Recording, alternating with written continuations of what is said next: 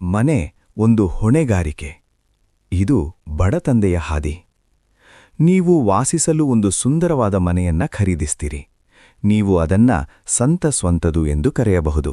ಆದರೆ ನೀವು ಅಲ್ಲಿ ವಾಸಿಸುತ್ತಿದ್ದರೆ ಅದು ಕೇವಲ ಒಂದು ಹೊಣೆಗಾರಿಕೆಯಷ್ಟೇ, ಏಕೆಂದರೆ ಅದು ನಿಮ್ಮ ಜೇಬಿನಿಂದ ನಿರಂತರವಾಗಿ ಹಣವನ್ನ ಹೊರಗೆ ಹಾಕುತ್ತಿರುತ್ತದೆ.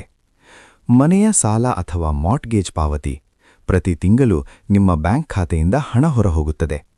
ಆಸ್ತಿ ಮತ್ತು ವಿಮೆ, ಇನ್ನೂ ಹೆಚ್ಚಿನ ಹಣ ಖಾಲಿಯಾಗುತ್ತದೆ.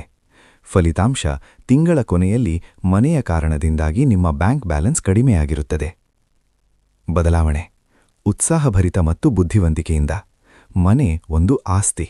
ಇದು ನೀವು ಅದೇ ರೀತಿಯ ಮನೆಯನ್ನ ಖರೀದಿಸ್ತೀರಿ, ಆದರೆ ಅದರಲ್ಲಿ ನೀವು ವಾಸಿಸುವ ಬದಲು ಅದನ್ನ ಬಾಡಿಗೆಗೆ ನೀಡುತ್ತೀರಿ. ಆತ್ಮವಿಶ್ವಾಸದಿಂದ.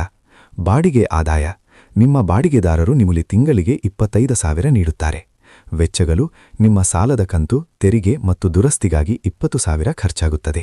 ನಗದು ಹರಿವು ಅಥವಾ ಕ್ಯಾಶ್ ಫ್ಲೋ: ನಿಮ್ಮ ಬಳಿ ಪ್ಲಸ್ 5,000 ಉಳಿಯುತ್ತದೆ. ಹೆಮ್ಮೆಯಿಂದ. ಫಲಿತಾಂಶ, ತಿಂಗಳ ಕೊನೆಯಲ್ಲಿ ನಿಮ್ಮ ಬ್ಯಾಂಕ್ ಬ್ಯಾಲೆನ್ಸ್ ಹೆಚ್ಚಾಗಿರುತ್ತದೆ. ಈಗ ಈ ಮನೆ ಒಂದು ಆಸ್ತಿಯಾಗಿದೆ.